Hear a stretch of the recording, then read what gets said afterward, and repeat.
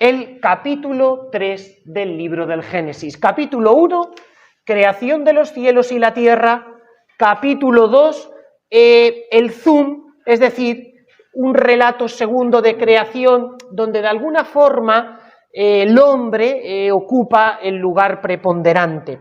Pero capítulo 3 se intenta responder a la gran cuestión de la historia de la humanidad. ¿Cuál es la gran cuestión de la historia de la humanidad? ¿De dónde viene el mal? ¿Por qué el mal en el mundo?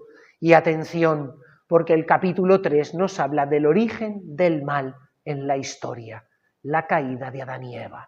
Y es un relato lleno de una profundidad y sensibilidad espiritual que impacta a cualquiera y jamás se escribirá ni se dirá demasiado. En primer lugar, mitos babilónicos, donde para la mitología clásica, no solo sumeria, no solo babilonia, no solo babilónica, no solo cananea, también grecorromana, ¿dónde tiene su origen el mal para la mitología clásica?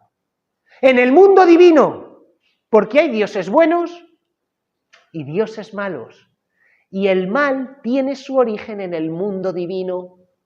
Pero para la Biblia el mal no tiene su origen en el mundo divino. ¿Dónde lo tiene? La serpiente era el más astuto de los animales que Dios había creado. El mal no tiene su origen en Dios, el mal tiene su origen en la creación. ¿Veis qué bonito? El mundo divino queda a salvo, porque el mal tiene su origen en el corazón torcido de la criatura.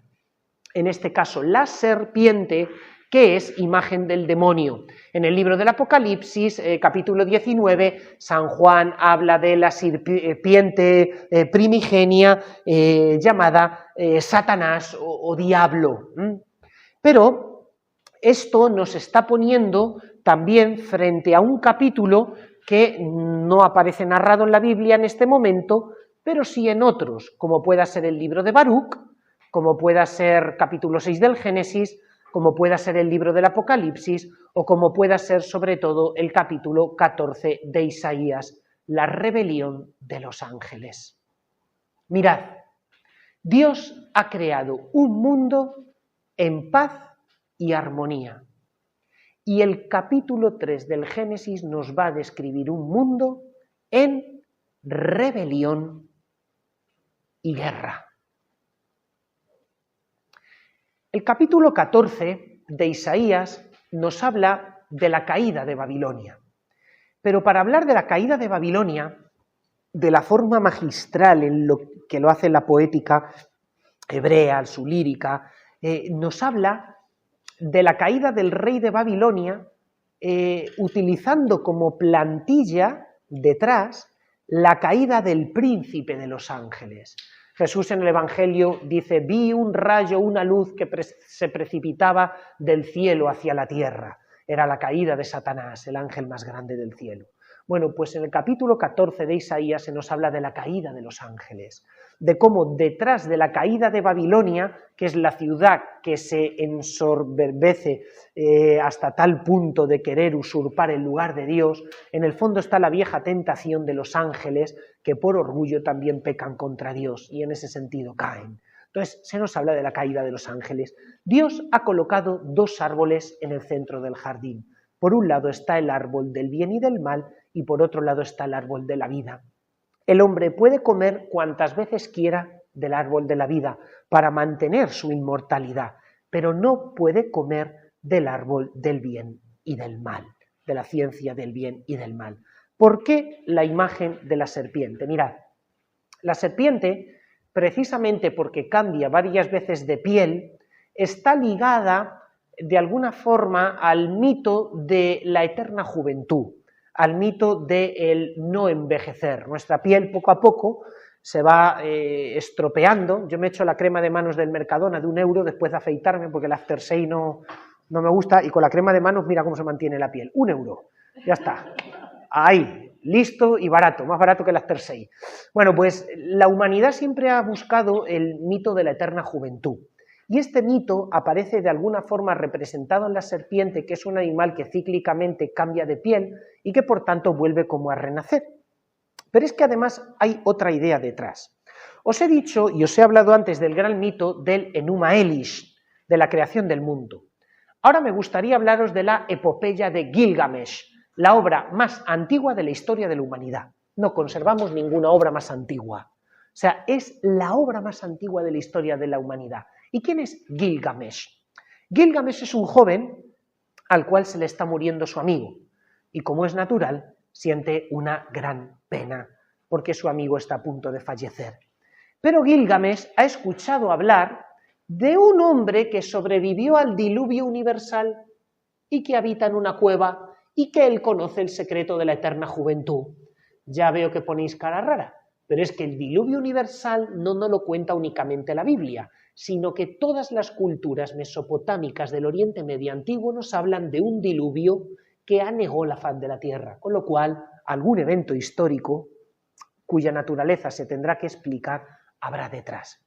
Entonces Gilgamesh emprende un camino y cuando el Noé sumerio, que tiene un nombre impronunciable de 500.000 sílabas, le revela que existe una especie de árbol o espino de color blanco que está en el fondo del abismo y que el que come de ese fruto o elabora una poción con sus frutos no morirá jamás. ¿Y qué hace Gilgamesh?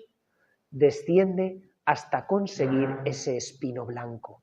De nuevo aparece la imagen del árbol de la vida y de nuevo el deseo continuo de la humanidad ¿de qué? De perpetuarse, de ser eterno. O sea, de desear aquello que es propio de Dios, la vida para siempre. ¿Veis? Porque Dios le ha dado a Adán y Eva el don de la inmortalidad, pero como un don divino, un don sobrenatural, un don que supera con mucho las fuerzas humanas. Santo Tomás de Aquino nos hablará de que el compuesto humano ilemórfico está formado de partes extrapartes y por tanto, como está formado de una yuxtaposición de partes, los compuestos tienden a disgregarse, de tal forma que el hombre por naturaleza es mortal, pero gracias a esa elevación sobrenatural primera, Dios lo ha revestido del don de la inmortalidad, de una forma simbólica, bonita y simpática, descrita en la Biblia con ese árbol de la ciencia del bien y del mal en mitad del jardín.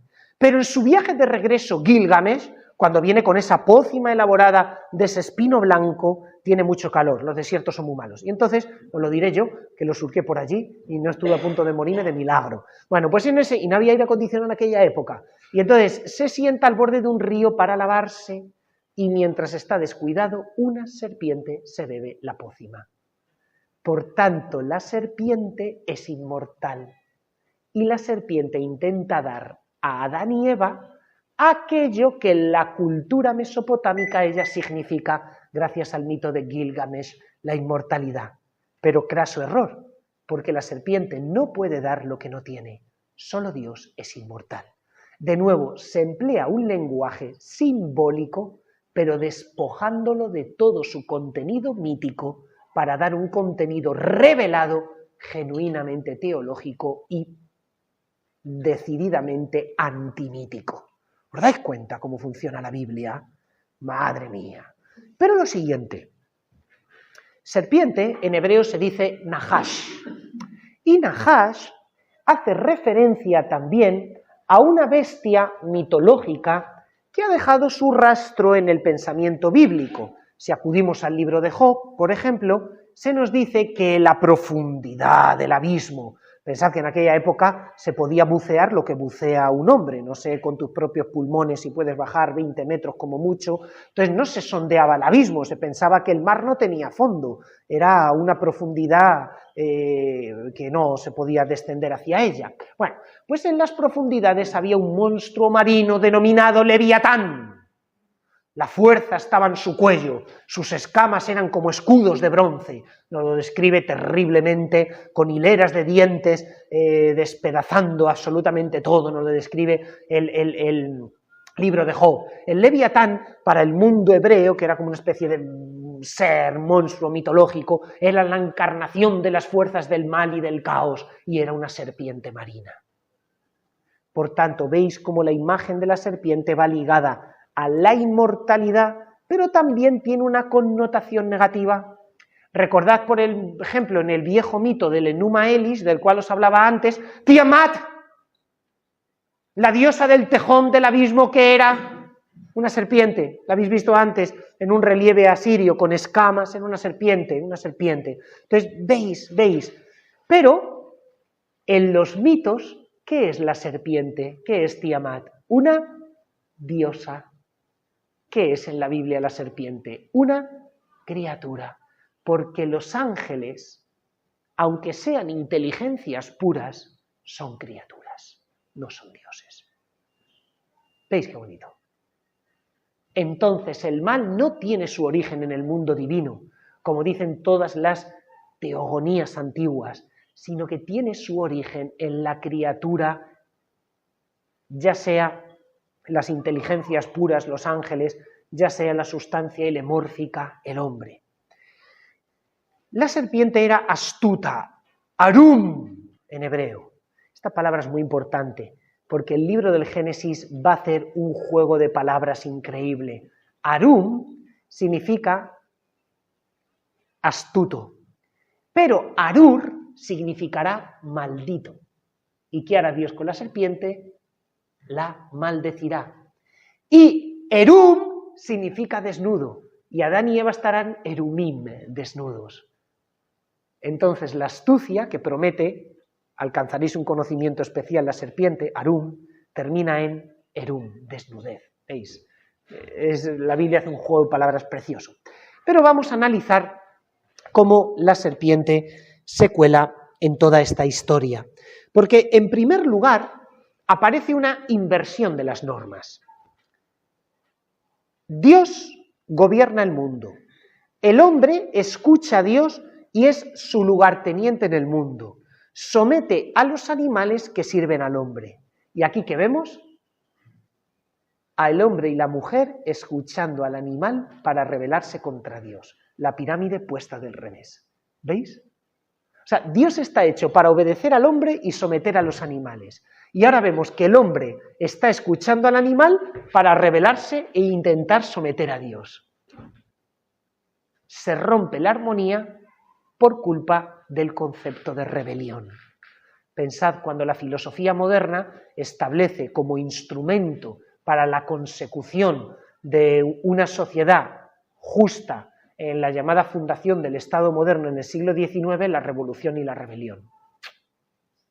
Si no hay ahí la vieja tentación del paraíso, encarnada en el método dialéctico de Hegel, que es el padre como tal del Estado moderno y de la concepción moderna del Estado, que no es otra cosa sino la rebelión humana elevada a rango de ley y de estructura. Pero caminemos un poquito más. Llega la serpiente, y fijaos, porque merece la pena hacer un estudio psicológico de cómo se produce la tentación para captar el ADN profundo que está detrás de cada una de nuestras tentaciones. La serpiente, aunque nosotros lo traducimos por una pregunta, en la mayoría de las versiones castellanas no pregunta nada a Eva. Porque cuando tú preguntas a una persona, ¿qué haces? Indirectamente provocas que la otra persona se ponga a la defensiva, porque tiene que responder a un test. Pero el demonio no actúa así, no quiere que te pongas a la defensiva. Entonces actúa de soslayo, actúa sin que te apercibas de su presencia, para que tú inicies un diálogo con él. Y entonces no le pregunta nada a Eva, sino que el demonio afirma: os ha dicho Dios, pero no preguntando, es una afirmación. Ciertamente, además tiene un ciertamente, os ha dicho Dios que no comáis de ninguno de los árboles del jardín. ¿Qué hace el demonio? ¿Qué hay detrás de cada pecado? Lo primero, una afirmación, no una pregunta, para que tú no te pongas a la defensiva contra el demonio, sino para que bajes la guardia. Pero después de bajar la guardia, ¿qué viene? Una mentira. El demonio tergiversa las palabras de Dios. La serpiente dice: os ha dicho Dios que no comáis de ninguno de los árboles del jardín. ¡Falso! Todo lo contrario. Les ha dicho que pueden comer de todos menos de uno. ¿Y qué te dice el demonio? os ha dicho Dios ciertamente que no comáis de ninguno de los árboles. O sea, el demonio siempre manipulando las palabras de Dios para colocar a Dios como enemigo de la felicidad del hombre. El error de Eva, iniciar una conversación. El error de Adán, permanecer pasivo y tampoco defenderse y ser cómplice con su mujer, porque el pecado no lo comete Eva. Hay una particularidad en el texto hebreo y es imma. Imma en hebreo significa Adán estaba imma con ella. Eran los dos juntos. ¿Quiénes pecan?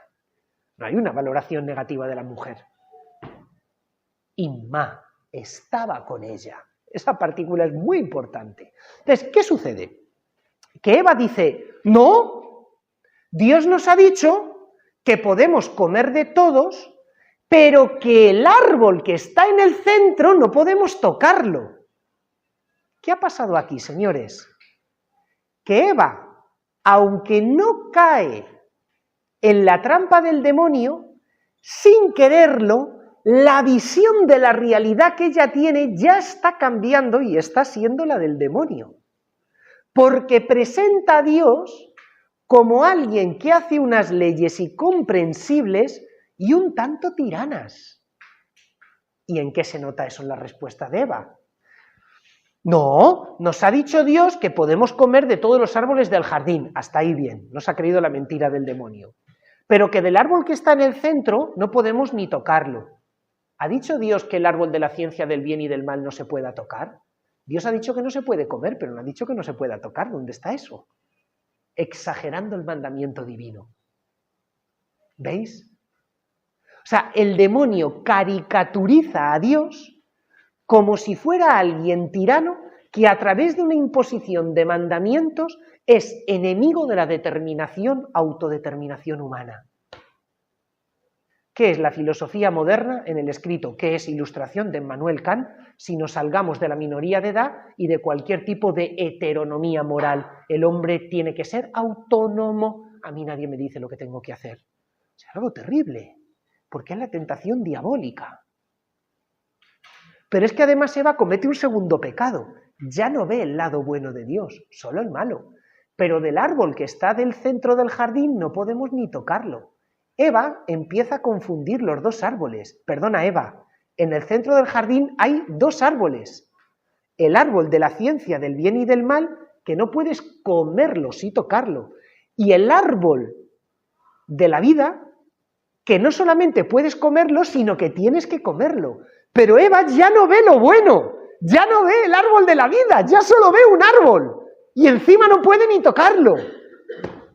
¿Os dais cuenta cómo el demonio empieza a manipular nuestra visión de la realidad y de cómo en realidad son las cosas?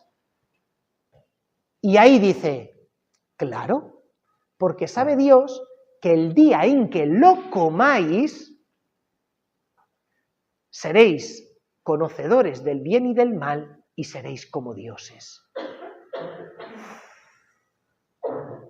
¿En qué han sido constituidos Adán y Eva? En imagen de Dios. Y gracias a la frase imagen y semejanza, hemos visto que han sido constituidos en hijos adoptivos. O sea, el demonio quiere que Adán y Eva consigan lo que ya son, como el hijo mayor de la parábola. Hijo, pero si tú eres ya mi hijo, ¿por qué te rebelas contra mí? O sea, el demonio pretende que el hombre conquiste lo que Dios le quiere dar por gracia. Atención, cuando en muchas posturas espirituales intentamos conquistar por nuestras fuerzas o esfuerzo prometeico lo que Dios nos quiere regalar por gracia. O sea, quiere que el hombre conquiste lo que Dios le está dando por gracia. Punto 1. ¿Pero qué significa comer? Mirad, la acción de comer significa que yo tomo algo y lo asimilo y lo hago mío. Pero dice, conocedores del bien y del mal. O sea, en la Biblia conocer, el verbo yadá, no simplemente es, como nosotros, conocer, adquirir una noción de algo, no. En la Biblia sabéis que la palabra conocer indica incluso mantener relaciones entre el hombre y la mujer. ¿Por qué? Porque para el pensamiento semita conocer es apropiarte de algo, igual que comer. Tú te apropias de algo, lo asimilas y lo haces tuyo. ¿Qué significa conocedores del bien y del mal? Ay, que yo determino dónde está el bien y dónde está el mal.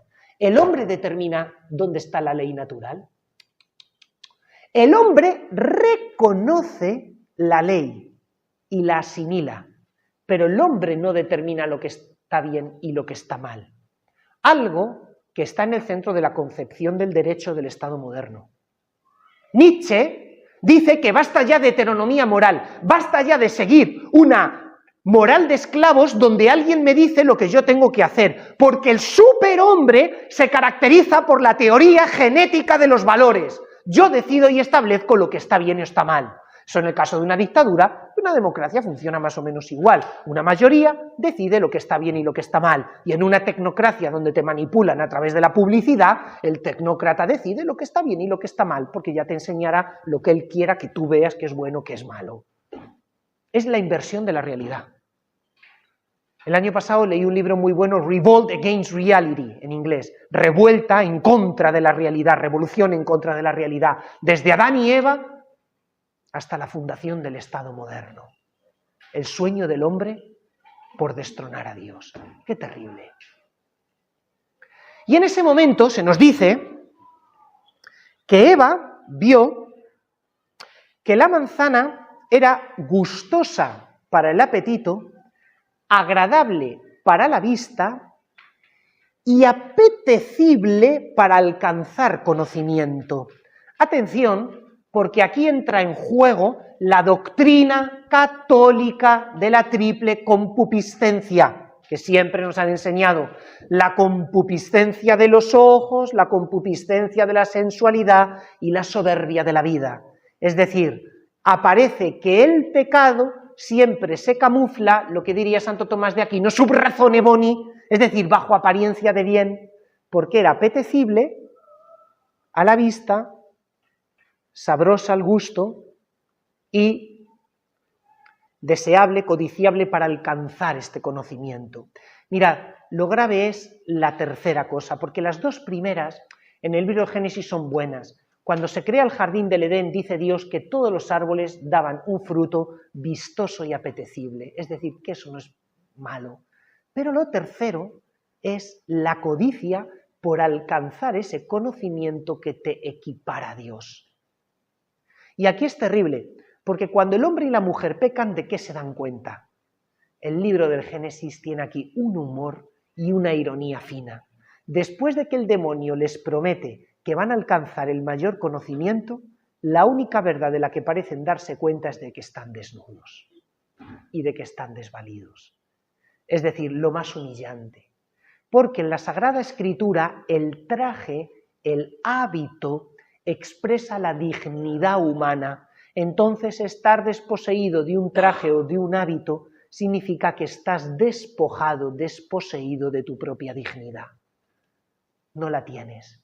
Por tanto, ¿de qué se da cuenta el hombre y la mujer? Que solo Dios da la dignidad, que el pecado te roba cualquier tipo de dignidad. Y lo primero que hacen es esconderse de la mirada divina y tienen miedo de Dios. Hasta este momento no ha aparecido el miedo en el mundo. La relación con Dios es familiar. Ahora aparece el miedo, pero no el temor de Dios, del cual nos hablará después la literatura sapiencial, Yehat Adonai de la Biblia. No. El ocultarse de la presencia de Dios. En el libro del Apocalipsis, al final de la historia, cuando aparezca Jesucristo en la parusía, dice San Juan que gran parte de la humanidad irá corriendo a las cuevas y a las hendiduras de las montañas a esconderse para huir de la mirada del Cordero, y que otra parte de la humanidad permanecerá en pie ante el Cordero. Es la humanidad que desde el libro del Génesis hasta el Apocalipsis se esconde de la presencia de Dios. ¿Veis? O sea, es tremendo. Dios le había dicho a Adán y Eva que el día que comieran del fruto, ciertamente morirían. Sin embargo, en ese momento mueren. No. Por tanto, ahí se comienza ya a apreciar el primer detalle de la misericordia de Dios. El primer detalle de la misericordia de Dios es que Adán y Eva no mueren. El siguiente detalle es que ahora comienza un juicio, una investigación, para ver cómo se ha producido este atentado contra Dios. Y el demonio empieza a interrogar a Dios empieza a interrogar a Adán y Eva y maldice a la serpiente. La serpiente era Arum, astuta, pero ahora Dios dice que es Arur, con R, maldita. ¿Dios dice que Adán y Eva son malditos? No. A pesar de haber incurrido en el pecado, la palabra maldito se reserva para la serpiente, pero con mucho mimo y cuidado no se reserva ni para el hombre ni para la mujer. Es de nuevo un detalle de la misericordia de Dios. Es gracioso el hecho de que en el libro del Génesis, Adán y Eva, porque es irónico y bueno, ahí se demuestra un poquito la risa, la gracia, para cubrir su desnudez acuden a una careta, que es construirse un vestido con hojas de planta. Es algo, irrisorio, porque no sirve. Y entonces Dios dice que a Adán y Eva les da unos vestidos de pieles. ¿Qué significa las pieles? Que ha tenido que matar animales para obtener las pieles. Esto os va a parecer muy curioso, pero hasta la alianza con Noé, después del diluvio, Dios no permite a la humanidad el consumo de carne animal. Ya lo veréis, esto es muy curioso. ¿Qué significa? Que Dios, matando unos animales, le recuerda al hombre la dignidad superior que él tiene sobre los animales y realiza un acto anticipado de misericordia. ¿Veis qué bonito?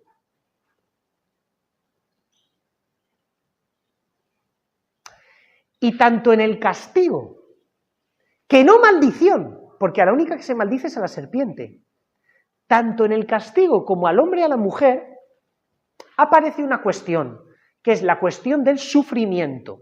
Mirad, hay gente que por una lectura superficial de la Biblia dice que el hombre está condenado a trabajar como fruto del pecado. Eso es falso.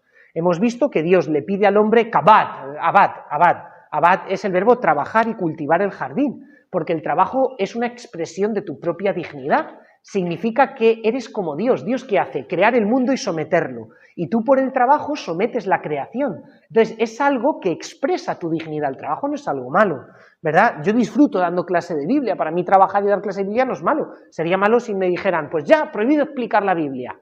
Explica, yo qué sé, cómo se hace un buen café. Ay, pues qué pena, ¿no? Yo qué sé, pues me da ilusión, ¿no? O sea, el trabajo no es nada malo.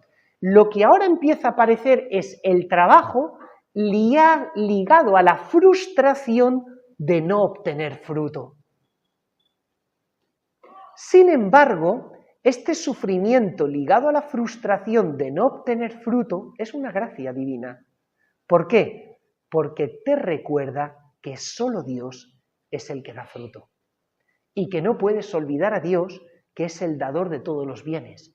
¿Y qué tendrás que hacer para obtener fruto? Hacer como un agricultor, vivir mirando al cielo. ¿Veis qué bonito? ¿Veis qué bonito? Porque suplicarás a Dios por lo que te falta. O sea, es recordarle al hombre que es una criatura y que como criatura tiene límites. O sea, ¿cuál era el pecado? Querer engrandecerse. Y como el hombre quería engrandecerse, ¿ahora qué hace Dios? Señalar sus límites. Señalar sus límites. Dios le deja a Eva seguir cumpliendo con su vocación original, que es la de ser vida, pero ahora con un límite: dar vida con dolor. Pero fijaos qué bonito, porque ¿qué hace el dolor? ¿Qué hace con nosotros el dolor y la experiencia del sufrimiento? O sea, cuando no tenemos sufrimiento, pues vivimos jiji, jaja, y qué contentos, qué no contentos, yo me da un cólico nefrítico, yo qué sé, cada año y medio, y dolor de riñón todos los días a todas horas, pues ¿qué te recuerda el dolor? Que eres criatura, que eres limitado, que estás hecho de materia. El dolor es un detalle de la misericordia de Dios que te recuerda y te devuelve a tu situación, quitándote toda seducción diabólica, quitándote toda ensoñación. El hombre no es ni puede ser Dios. ¿Veis? ¿Qué nos descubren las grandes guerras y frustraciones, caída de los sistemas totalitarios en el siglo XX? Que cuando el hombre emprende un esfuerzo prometeico por arrojar a Dios de la sociedad, el hombre se vuelve un hombre para el propio hombre y aparece el sufrimiento, porque el hombre no es capaz de redimirse a sí mismo.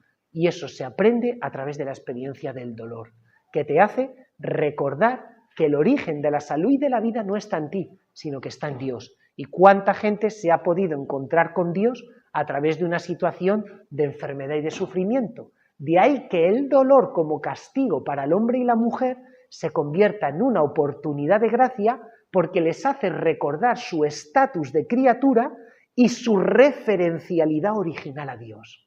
¿Veis qué auténtica maravilla? No me digáis que no. Es que ahora mismo le pediría a Dios un cólico nefrítico más. O sea, por favor. No, broma. Ya me he enterado. Duele mucho. Y, o sea, es precioso. O sea, es precioso. Pero por otro lado, bueno, al ser expulsados del jardín del Edén, el resto de la Sagrada Escritura que comenzaremos a ver en la siguiente clase va a ser cómo volver a recuperar, gracias al concepto de redención, el paraíso que el hombre había perdido.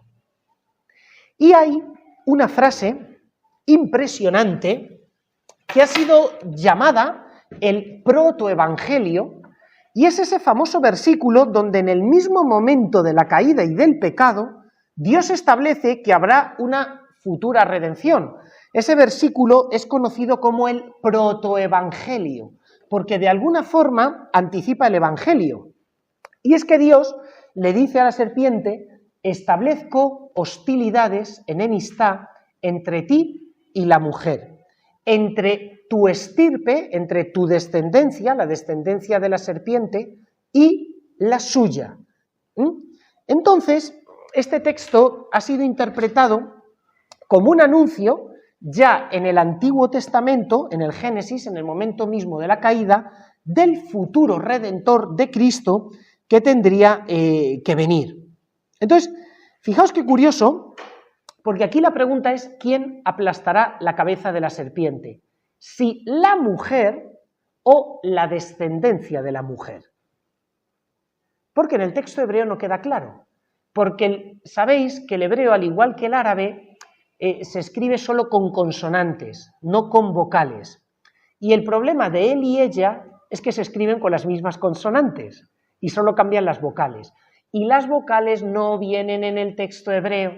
Entonces el texto hebreo es ambiguo porque no se sabe si quien aplastará la cabeza de la mujer, perdón, la cabeza de la serpiente será la mujer o será el hijo de la mujer, la descendencia de la mujer.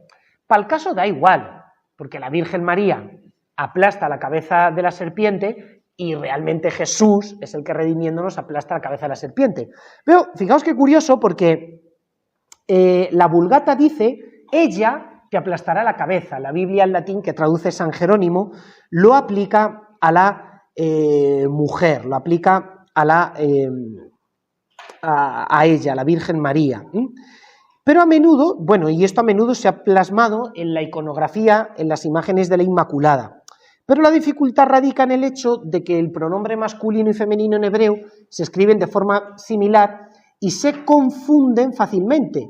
De ahí que el texto hebreo de San Jerónimo tenía evidentemente un pronombre femenino en este lugar. Sin embargo, los argumentos lingüísticos más convincentes por otro tipo de tradiciones orales hebreas que tenemos sí que utilizarían un pronombre masculino original, que es lo que hoy día prima en las traducciones. Pero evidentemente no hay ningún problema, porque para nosotros no hay ambigüedad, sino que tanto en un caso como en otro entendemos a María o a la descendencia de María. ¿Cuál es la consecuencia del pecado? Mirad, la consecuencia del pecado va a ser, por un lado, la ruptura de la cuádruple ruptura. A veces se dice triple ruptura, pero en el Génesis se habla de cuádruple ruptura. La primera, la ruptura de la humanidad con Dios, de esa comunión. Siguiente, la ruptura de los hombres entre sí, porque Adán y Eva, en el libro del Génesis, tenían que ser ayuda mutua, pero cuando Dios les interroga, ¿qué hacen? Echarse las culpas entre ellos. Pero hasta tal punto que el hombre culpa a Dios del mal o del pecado. Pensad cuando nosotros culpamos a Dios por el mal. La mujer que tú me diste, ella me dio de comer, dice Adán. Por lo cual, si Adán le dio de comer la mujer, ¿quién tiene la culpa del pecado? La mujer. ¿Pero quién le dio la mujer? La mujer que tú me diste, Dios. Adán culpa a Dios del pecado. Adán culpa a Dios del mal. Cuando tantas veces la humanidad culpa a Dios del mal. Es la primera respuesta de Adán, descargar la culpa. Yo soy inocente, la culpa es de Dios. La mujer, por tanto ella, pero que tú me diste. Al final la culpa es tuya, Dios. Entonces se rompe la comunión con Dios, pero se rompe la comunión entre varón y mujer. Porque ya no hay armonía, se echan las culpas. Y la mujer dice, no, no fue la serpiente. Es decir, no hay un reconocimiento del pecado. Porque si hay reconocimiento del pecado puede haber salvación y redención, pero si yo no reconozco mi pecado no puede haber salvación y redención. Por eso el dolor tendrá un aspecto medicinal, para que yo reconozca mi pecado e implore salvación.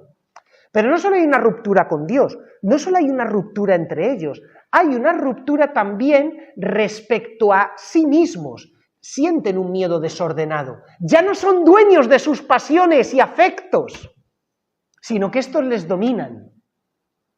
Por tanto, se rompe la armonía de la razón y de las pasiones. Hay una ruptura de la paz interna, de la armonía antropológica. Y finalmente, hay una expulsión del paraíso, una ruptura con la creación, una expulsión del marco litúrgico. ¿Veis? Una pérdida del sacerdocio. Esto es increíble. Por tanto, hay una cuádruple ruptura. Santo Tomás de Aquino dirá, se pierde el don, en la Suma Teológica, de la inocencia por culpa del pecado. Se pierde el don de la inmortalidad. Ya el hombre morirá. Y se pierde el don de la armonía. La razón es sometida a las pasiones. Y entonces no hago el bien que quiero, sino que hago el mal que no quiero. Y en el hombre se verifica una triple privación, dice Santo Tomás de Aquino, una triple herida. Si os dais cuenta, la triple herida de Santo Tomás de Aquino hace referencia al presente, al pasado y al futuro. ¿Qué es el pecado? La acción pasada. ¿Qué es la ruptura de la armonía interna? La situación dramática de falta de paz interior en el presente. ¿Qué es la enfermedad y la pérdida o privación de la inmortalidad? La angustia por el futuro. Algo que solo puede sanar el don de la esperanza y de la misericordia de Dios respecto a mi pasado y vivir de la gracia y del amor de Dios en el presente. ¿Veis qué bonito? La triple privación de la cual hace referencia Santo Tomás de Aquino hace referencia a la triple condición temporal que vive el hombre, agobiado por su pecado, con falta de paz interior en el presente y con la angustia por la enfermedad y la muerte del futuro. También es verdad que Cristo me libera de esas tres cosas. Yo soy feliz de la vida, claro. Entonces, pero hay, según el análisis de Santo Tomás, una triple ruptura, privación en el hombre, y una triple herida que afecta a la triple dimensión temporal, presente, pasado y futuro.